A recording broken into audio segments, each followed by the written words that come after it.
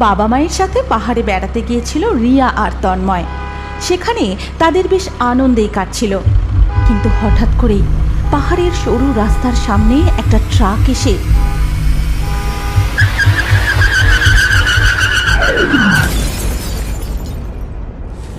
তাদের সাথে ঘটে যায় এক মর্মান্তিক দুর্ঘটনা। তারপর থেকেই সেই ছোট্ট তন্ময় আর রিয়া পলাশডাঙ্গায় তাদের মামার বাড়িতে থাকে।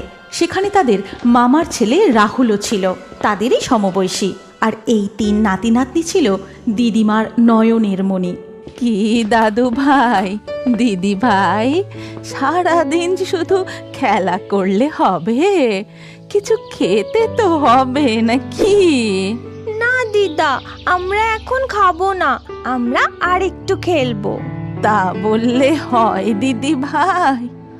আরে এই বাপ মা মরা ছোট ছোট ছেলে মেয়েগুলোর মুখের দিকে তাকানো যায় না। হে ভগবান, তুমি এত কেন নিষ্ঠুর হলে? কেন? আয় তো দিদি ভাই, তন্ময়, দাদু ভাই, আজ আমি নিজের হাতে তোদের খাইয়ে দেব। এই বলে দিদিমা নিজের হাতে তন্ময় এবং রিয়াকে খাইয়ে দেয়। রাহুল নিজের হাতেই খেতে থাকে। আর এই দৃশ্য দরজার আড়াল থেকে দেখে তাদের মামি অলকা। না না না, এটা কিছুতেই হতে পারে না।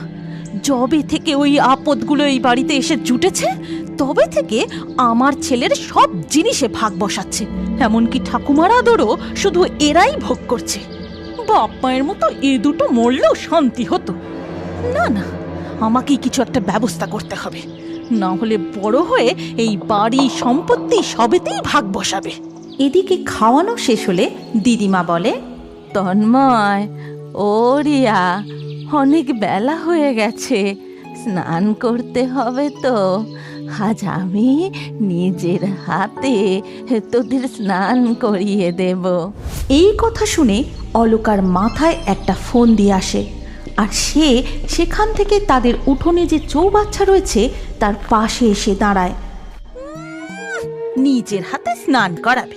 করাচ্ছি আমি, আজকেই হবে এই দুটোর শেষ দিন। এই কথা ভেবে অলকা পাশের ইলেকট্রিক পোল থেকে ঝুলে থাকা একটি তার টেনে নিয়ে এসে তাদের চৌবাচ্চার জলের মধ্যে ডুবিয়ে দেয় এবং চটপট সেখান থেকে কেটে পড়ে। তারপর দিদিমা 2 নাতি নাতনিকে স্নান করাবে বলে সেখানে নিয়ে আসে। কি মজা, কি মজা হবে, আমরা অনেকক্ষণ ধরে স্নান করব। আরে আরে, তোমরা চুপটি করে দাঁড়াও, আগে আমি গিয়ে দেখি জলটা ঠান্ডা আছে কিনা। এই কথা বলে দিদিমা গিয়ে যেই চৌবাচ্চার জলে হাত দেয়, অমনি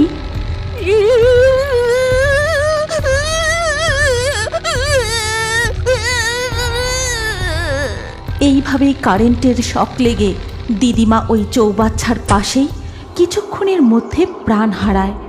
আর রিয়া ও তন্ময়ের চিৎকার শুনে মামি সেখানে আসে। হায় হায় হায়, এই কি সর্বনাশ হলো! কি চাইলাম আর কি হয়ে গেল! শেষ পর্যন্ত কিনা আমি আমার শাশুড়ি মাকেই মেরে ফেললাম। তারপর সেখানে তাদের মামা চলে আসেন, আর মাকে এই অবস্থায় দেখে সে প্রচণ্ড কান্নায় ভেঙে পড়ে। এরপর কেটে যায় বেশ কিছুদিন। শাশুড়ি মারা যাবার পর মামি অলকা এই 2 বাচ্চার উপর আরো বেশি করে অত্যাচার শুরু করে। সব সময় তাদের দুজনকে বকাবকি করে, বাড়ির সব কাজ তাদের দিয়ে করায়, ঠিকঠাক করে খেতে পর্যন্ত দেয় না। আর তাদের সামনেই নিজের ছেলেকে ভালো মন্দ খেতে দেয়। মামি মামি, আমাদের কিছু খেতে দাও না গো, খুব খিদে পেয়েছে।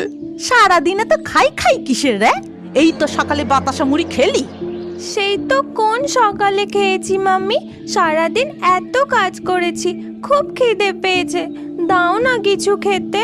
চুপ একদম! যা, উঠোনে বাসনগুলো রাখা আছে, মেজে দিয়ে আয়। বাসন যদি পরিষ্কার ঝকঝকে হয় তবেই খেতে দেব, না হলে কিন্তু। বেচারা বাচ্চাগুলো মুখ কালো করে উঠোনে গিয়ে বাসন মাজতে থাকে।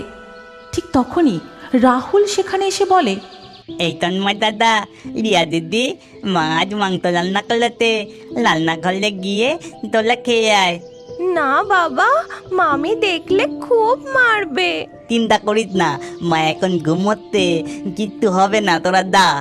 এই দিদি, চল না রে, আমার খুব খিদে পেয়েছে। এই কথা বলে রিয়া আর তন্ময় চুপি চুপি রান্নাঘরে যায় মাংস খেতে। কিন্তু যেই তারা বাটিতে মাংস নিয়ে খেতে যায়, তোদের এত সাহস! বারণ করার পরেও তোরা চুরি করে খেতে এসেছিস। আজ তোদের একদিন কি আমার একদিন, দেখ আমি আজ তোদের কি শাস্তি দিই। এই কথা বলে অলকা তাদের দুজনকে টানতে টানতে ছাদে নিয়ে যায়। আর এই দুপুরে গরমে রোদে তাদের ছাদে আটকে রাখে। বেচারা বাচ্চাগুলো রোদে ঘেমে চোখ মুখ লাল হয়ে যায়। আর কিছুক্ষণ পরেই তন্ময় হঠাৎ করে মাথা ঘুরে ছাদ থেকে নিচে, ভাই!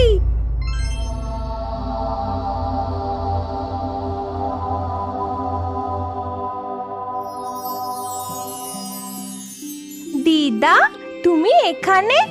এতদিন তুমি কোথায় ছিলে? আমি তো সব সময় তোদের সাথে আছি সোনা, কিন্তু তোরা এই ভর দুপুর বেলায় ছাদে কি করছিস? চল নিচে চল।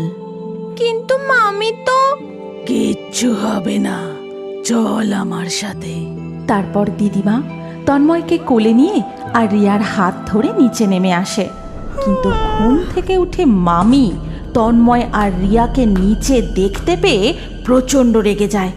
তোদের সাহস তো দিন দিন বেড়েই যাচ্ছে দেখছি। আমি ঘুমোচ্ছিলাম আর সেই ফাঁকে তোরা নিচে চলে এসেছিস। দেখ এবার কি করি তোদের আজ। এই বলে মামি তাদের দিকে তেড়ে যায়। আর যেই রিয়াকে মারতে যাবে অমনি সেখানে মামা চলে আসে। অলকা, কি হয়েছে? তুমি রিয়াকে মারছো কেন? না না না, মারছি না তো মারছি না, আমি তোকে আদর করছি। তন্ময়, রিয়া, তোরা ঘরে যা। আর তুমি তাড়াতাড়ি রান্না বসাও, আমার খুব জোর খিদে পেয়েছে। এরপর সারা সন্ধে ধরে অলকা নানা রকম খাবার রান্না করতে থাকে। আর যখন রিয়া আর তন্ময় রান্নাঘরে তার মামির কাছে গিয়ে বলে, মামি মামি, আমাদের কিছু খেতে দাও না গো, তুমি কত কি রান্না করেছো, কি সুন্দর গন্ধ বেরোচ্ছে, দাও না গো আমাদের কিছু খেতে। শখ কত, ভালো মন্দ খাবার খাবে। এই বলে মামি অল্প একটু ডাল দিয়ে ভাতের থালা তাদের হাতে ধরিয়ে দেয়। তন্ময় আর রিয়া মাথা নিচু করে সেখান থেকে চলে আসে। আর এই দৃশ্য তাদের দিদিমার আত্মা দেখতে থাকে আর বলে, দাঁড়া, আমাকে এই পৃথিবী থেকে সরিয়ে দিয়ে এই ছোট্ট ছোট্ট বাচ্চাগুলোর উপর এত অত্যাচার, তোকে মজা দেখাচ্ছি। এদিকে মামি সুন্দর করে টেবিল সাজিয়ে রাহুল আর তার বাবাকে খেতে ডাকে। কিন্তু অপরদিকে মামি কত কি রান্না করেছিল, আর আমাদেরকে শুধু ডাল ভাত খেতে দিয়েছে। খেয়ে নে ভাই, মামির কাছে চাইতে গেলে মামি আবার বকবে। তুই এগুলোই খেয়ে নে। ঠিক তখনই তাদের দিদিমার আত্মা সেখানে প্রকট হয় আর জাদু করে তাদের সামনে অনেক খাবার নিয়ে আসে। দিদা, তুমি ম্যাজিক জানো? হ্যাঁ জানি তো, এখন খেয়ে নাও তো সোনারা। এই কথা বলে দিদিমা নিজের হাতে তাদের দুজনকে খাইয়ে দেন। তাদের ঘুম পাড়িয়ে দেন, মাথায় হাত বুলিয়ে দেন। কিন্তু ওদিকে তাদের মামা খেতে বসে বলে, রিয়া আর তন্ময় কোথায় গেল? ওদের খাওয়া হয়ে গেছে তো? হ্যাঁ হ্যাঁ, ওরা খেয়ে ঘুমিয়ে পড়েছে গো। না বাবা, জানো তো আজকে কি হয়েছে? অলকা তার ছেলের মুখটা চেপে ধরে আর এই সব কিছু দাঁড়িয়ে দাঁড়িয়ে তার শাশুড়ির আত্মা দেখে। ও কি ঝাল, জ্বলে গেল রে। ও ঝালে মামার চোখ মুখ একেবারে লাল হয়ে যায়, কান দিয়ে ধোঁয়া বেরোতে থাকে। সে প্রচণ্ড রেগে যায়। জল জল জল আনো। মামি তাড়াতাড়ি করে জলের বোতল আনতে যায় আর জলের বোতল থেকে জল এনে যেই তার স্বামীর হাতে দেয়, ছি ছি, ফু ফু ফু, তোমার মাথাটা কি একেবারে খারাপ হয়ে গেছে নাকি? জলের বদলে তুমি আমাকে কেরোসিন তেল দিচ্ছ। মামা তো রাগে খাবার টেবিল ছেড়ে উঠে চলে যায়। অলকা বুঝতেই পারে না তার সাথে কি হচ্ছে। সেও যখন টেবিল থেকে খাবার নিয়ে মুখে তোলে, ঝালে তারও চোখ মুখ লাল হয়ে যায়, কান দিয়ে ধোঁয়া বেরোতে থাকে। ওরে বাবা রে, কি ঝাল! জ্বলে গেল রে। এইভাবে দিনের পর দিন কাটতে থাকে। রোজই অলকার রান্না কোনো না কোনোভাবে নষ্ট হয়ে যায়। রোজ রোজ সে তার স্বামীর থেকে প্রচণ্ড বকা খায়। এদিকে দিদিমার আত্মা রিয়া আর তন্ময়কে খুব আদর যত্নে রাখে, কিন্তু তাদের এই আনন্দে থাকাটা মামি সহ্য করতে না পেরে প্রচণ্ড রাগে যখন তাদের মারতে যায়, পিছন থেকে একটা অদৃশ্য লাঠি এসে তাকেই খুব মারতে শুরু করে। আরে বাবা রে, আরে ছেড়ে দাও আমায়! কে মারছে আমাকে এমন করে?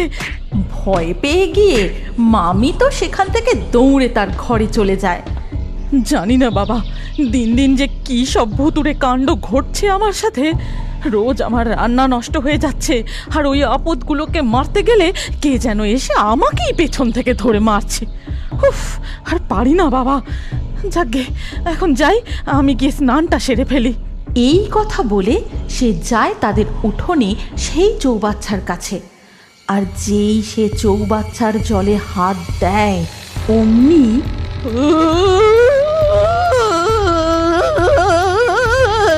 কিন্তু শাশুড়ির আত্মা সেখানে এসে তাকে ধাক্কা দিয়ে মাটিতে ফেলে দেয়।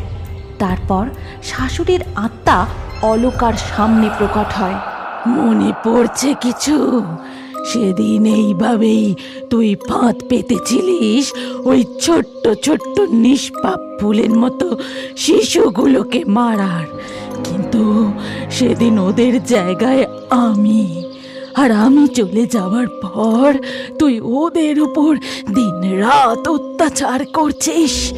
দেখ আজকে আমি তোকে কি শাস্তি দিই। এই কথা বলে তার শাশুড়ি ওই দুটি তার নিয়ে তাকে আবারও কারেন্টের শক দেবে বলে এগোতে থাকে। আমায় ছেড়ে দিন মা, আমার ভুল হয়ে গেছে।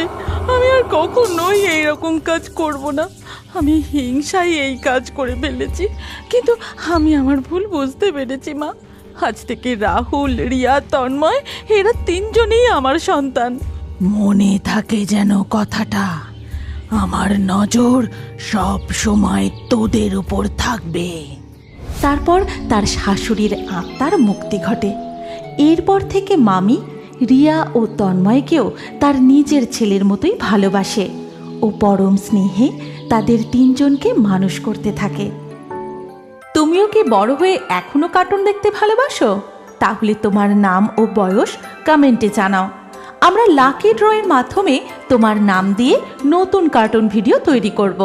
আর আমাদের ফেয়ারি টুনস বাংলা কার্টুন চ্যানেলটি এক্ষুনি সাবস্ক্রাইব করে নাও, যাতে পরবর্তী ভিডিওতে তোমার নাম দিয়ে কার্টুনটি দেখতে না ভুলে যাও। আর আমাদের আরও একটি জনপ্রিয় কার্টুন দেখার জন্য স্ক্রিনের উপর আসা এই ভিডিওটিতে এক্ষুনি ক্লিক করো।